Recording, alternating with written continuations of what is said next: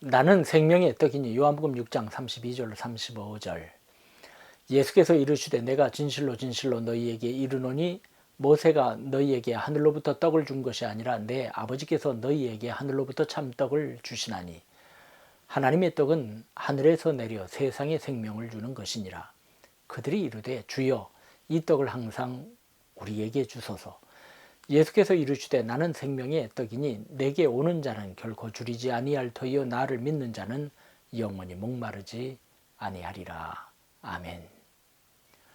예수님께서 보리떡 5개와 물고기 2마리로 5,000명을 먹이자 사람들은 이 기적을 보고 참으로 세상에 오실 그 선지자라고 하면서 억지로 붙들어 임금으로 삼으려 하였습니다. 하지만 예수님께서는 혼자 산으로 떠나셨지요. 그래도 사람들은 끈질기게 예수님을 찾아다녔고 끝내 예수님을 만났어요. 그때 예수님께서 그들에게 하신 말씀이 요한복음 6장 26절과 27절입니다. 내가 진실로 진실로 너희에게 이르노니 너희가 나를 찾는 것은 표적을 본 까닭이 아니요 떡을 먹고 배부른 까닭이로다. 썩을 양식을 위하여 일하지 말고 영생하도록 있는 양식을 위하여 하라. 이 양식은 인자가 너희에게 주리니 인자는 아버지 하나님께서 인치신 자니라. 무슨 의미의 말씀인가요? 무리들이 예수님을 찾은 것은 표적의 의미를 깨달아서가 아니라 단지 주님께서 먹을 것을 배불리 주었기 때문이라는 것이죠. 많은 사람들이 예수님의 오병이어의 기적을 보고 육의 욕구를 채워주실 수 있는 분으로 알고 찾았지만 오병이어의 기적이 의미하는 그 깊은 뜻을 알지 못했습니다. 육신이 먹을 떡을 만들어 주신 것은 바로 생명의 떡의 예표이요 그림자인 것입니다. 영원한 생명에 이르게 하는 떡을 주시기 위해 아버지 하나님께서 예수님을 이 땅에 보내셨다는 것을 깨우쳐 주기 위한 표적이란 말입니다. 주님의 말씀을 듣고도 깨닫지 못한 무리들이 다시 아뢰었어요. 우리 조상들은 모세를 통하여 광야에서 만나를 먹었습니다.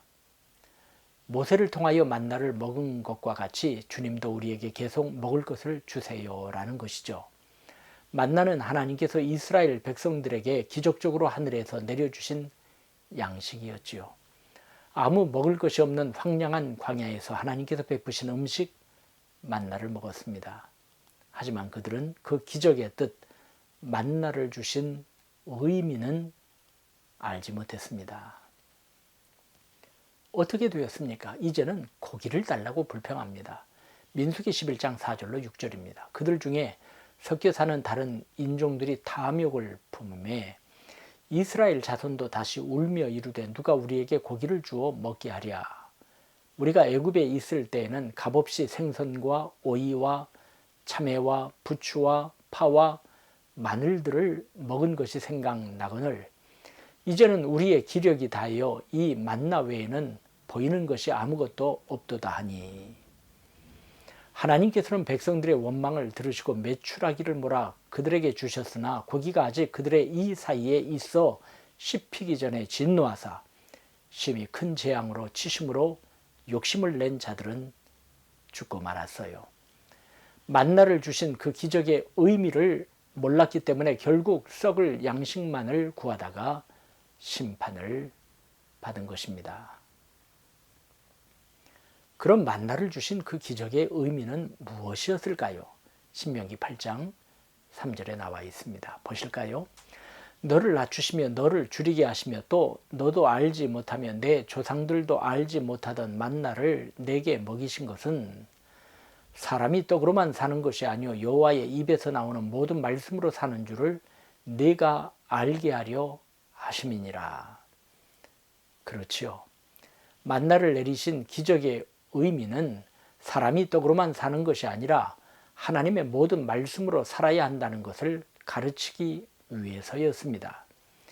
실제로 광야에서는 떡을 구할 수 없었지 않습니까? 하지만 하나님께서는 택하신 백성을 위하여 직접 하늘에서 내리신 양식이 바로 만나였습니다. 우리는 하나님의 의에 살아가는 존재임을 깨우쳐 주시기 위함이요. 말씀하신 바를 이루시기 위하여 그 능력으로 준비하시는 하나님이심을 알게 하여 준 것이 바로 만나였어요. 지금 유다 백성들은 보리떡 5개와 작은 물고기 2마리로 5천 명을 먹이신 예수님에게 환호하였습니다. 자신들의 배고픔을 해결해 주신 주님을 왕으로 삼고자 하였지요. 육신의 욕구만 채워주는 분으로 예수님을 착각한 것입니다. 자, 주님께서 5천 명을 먹이셨고 4천 명을 먹이셨고 수많은 병자를 고치셨고 귀신 들린 자를 회복시키셨고 죽은 자도 살리셨습니다. 이러한 이적의 참 의미는 무엇이었을까요? 예수님께서는 32절, 33절에 이르십니다. 내가 진실로 진실로 너희에게 이르노니 모세가 너희에게 하늘로부터 떡을 준 것이 아니라 내 아버지께서 너희에게 하늘로부터 참 떡을 주시나니 하나님의 떡은 하늘에서 내려 세상에 생명을 주는 것이니라.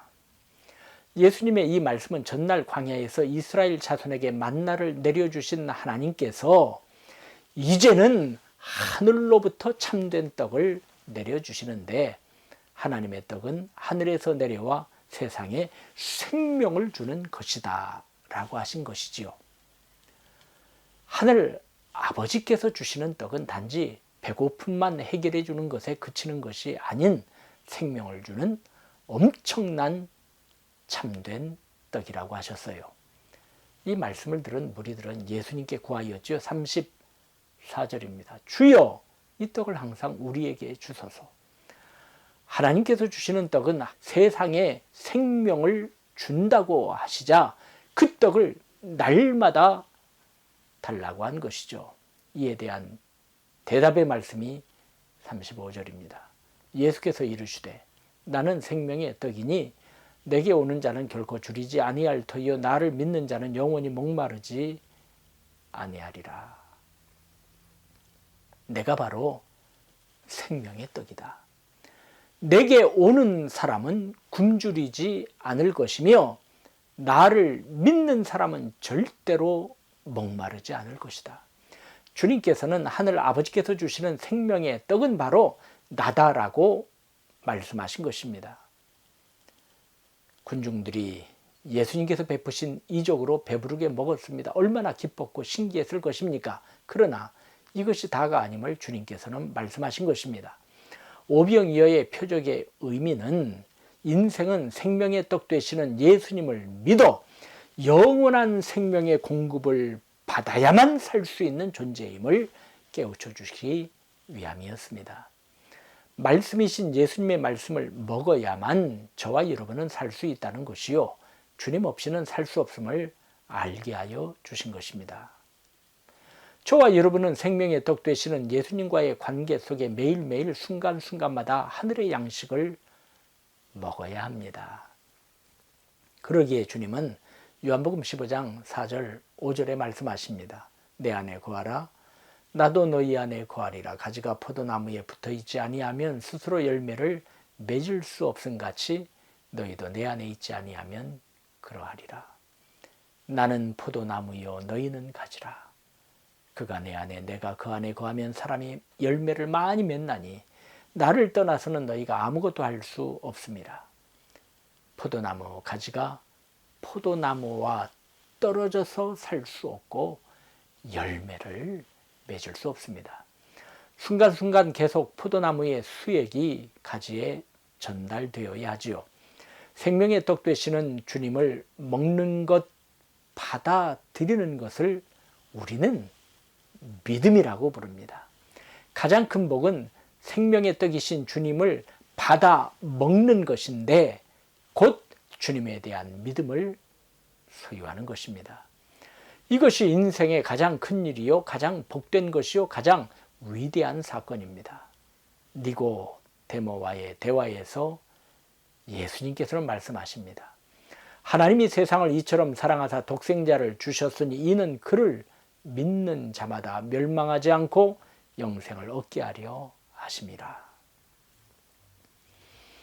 주님은 요한복음 6장 39절과 40절에 이르셨습니다. 현대어 성경이에요.